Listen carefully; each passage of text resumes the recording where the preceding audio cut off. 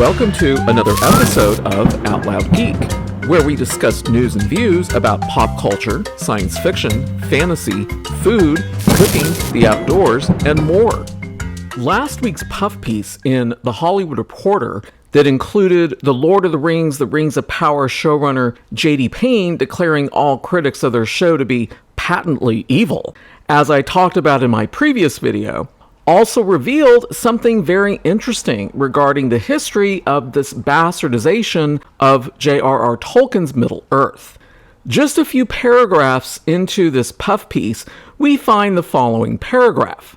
Some of what's been hardest to hear is the cynical point of view that this is a cash grab, showrunner Patrick McKay said.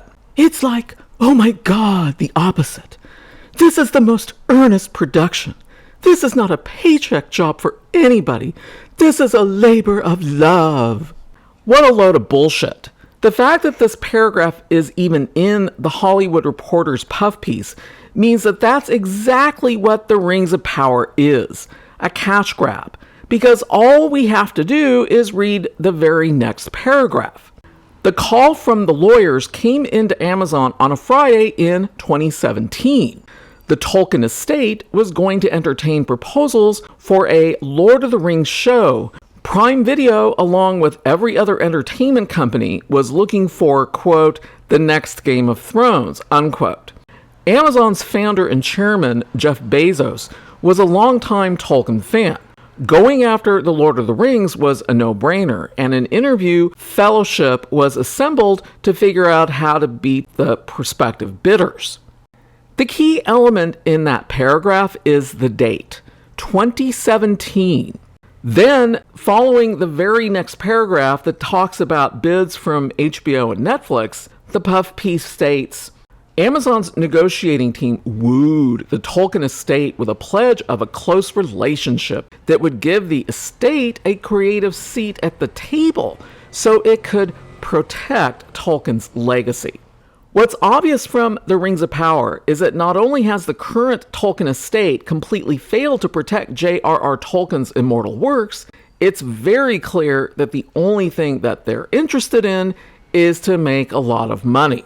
And to prove that, all we have to do is to take a look at an article that was published in Deadline back on November 13th, 2017, that's entitled, Amazon sets the Lord of the Rings TV series in mega deal with multi-season commitment. In its quest to launch a hit fantasy series of the Game of Thrones caliber, Amazon has closed a massive deal, said to be close to $250 million, to acquire global TV rights to The Lord of the Rings, based on the fantasy novels by J.R.R. Tolkien.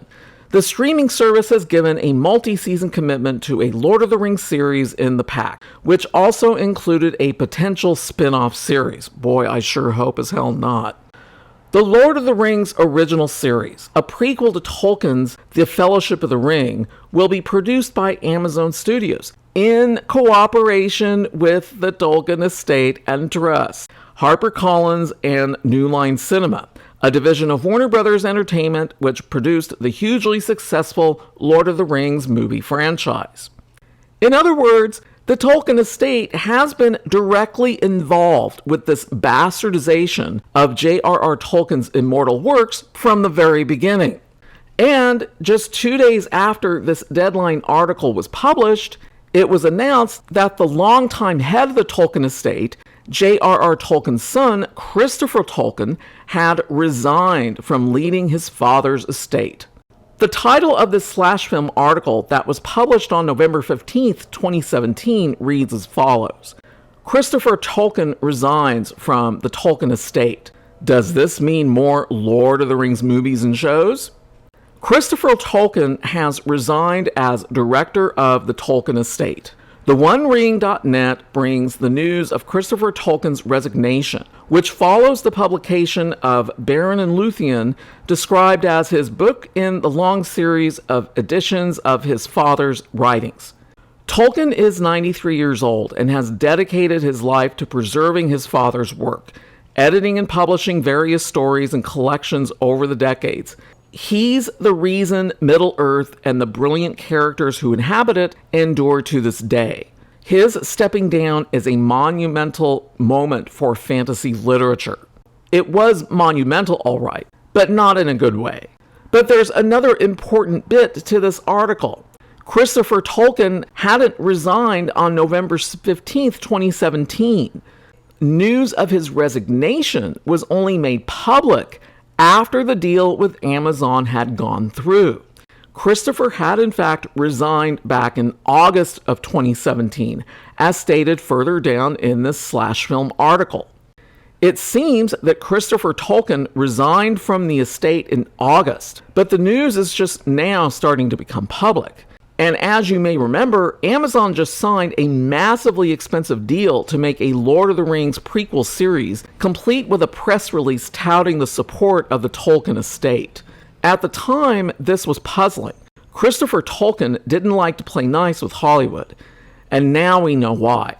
This decision was clearly made without him at the helm.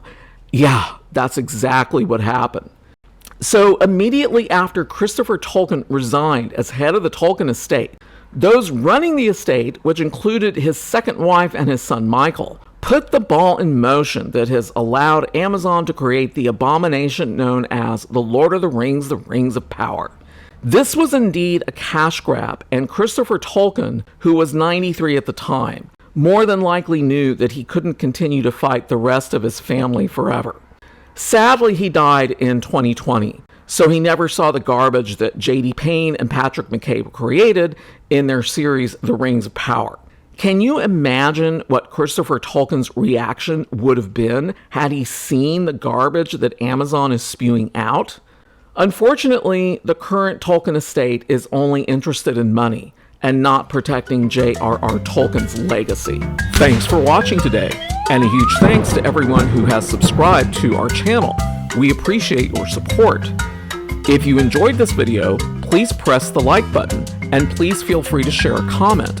If you'd like to see more of our videos in the future and help support this channel, please press the red subscribe button, and please press the bell to receive notifications for new content. You can also find us on Facebook and Twitter by clicking on the links in the description. Until next time, this is Out Loud Geek.